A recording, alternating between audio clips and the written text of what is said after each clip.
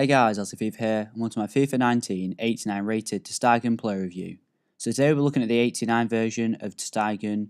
This video was requested by a viewer, so like him, if you'd like to see any player reviews, then please just leave your suggestions in the comments. In previous FIFAs, I haven't really got on too well with Ter Stegen. Last year a lot of people used him because he had the saves with feature rate, but even then he wasn't too good for me. This year's received quite a big upgrade in terms of ratings and stats.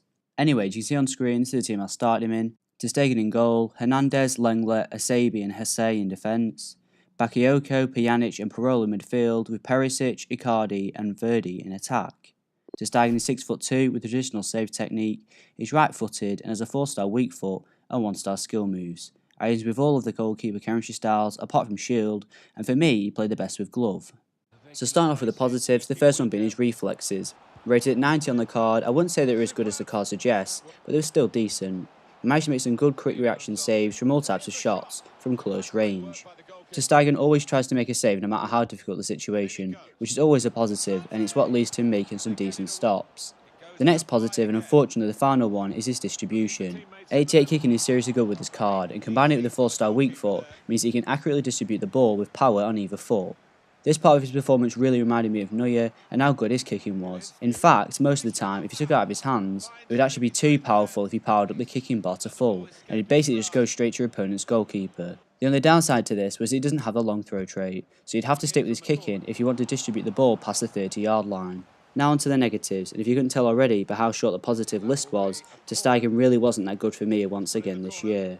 So starting with his diving, it actually seemed alright at times, and he always dived to try and stop the ball using decent diving animations. However, he rarely managed to save a decent shot on goal. Sometimes he did get bad diving animations here and there, especially when it came to my opponent being within close range to him.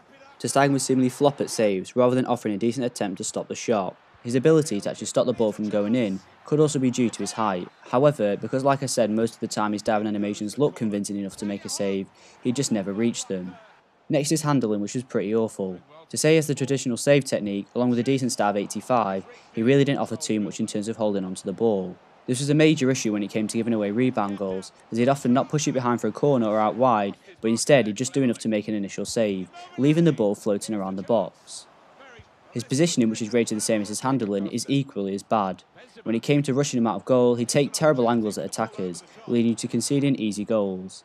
He was prone to conceding long shots from good distance shooting players. One player I faced a lot was Anderson Talisca, and he really put Ter Stegen to the test from distance. I don't know if he was stood too far off his line, or if he was just putting himself at bad angles, but I didn't feel safe while using him in goal. The final issue I found with his positioning was from crosses and corners, which is a big problem considering how many people crossed the ball this year. Ter Stegen has the rushes out of goal trait and comes to a crosses trait, but he never seemed to come out unless you told him to. This leads on to the final negative, and by far the worst thing I found with his card was his speed. Having used keepers like Petr Cech who has similar speed, which I didn't have a problem with, I was surprised as to how much it affected Ter Stegen in game.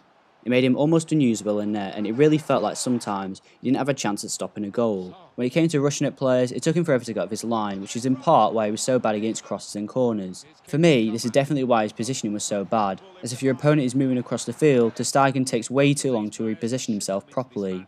So overall, I'm going to give 89 Ter Stegen a 6 out of 10.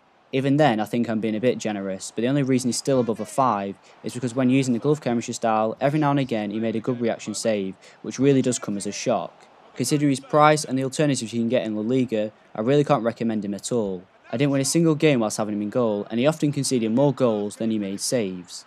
Thanks for watching. If you enjoyed the video, please leave a like and don't forget to subscribe. And to request any future content, then please just leave a comment in the comment section below, and I'll be sure to reply. Delivered into the box.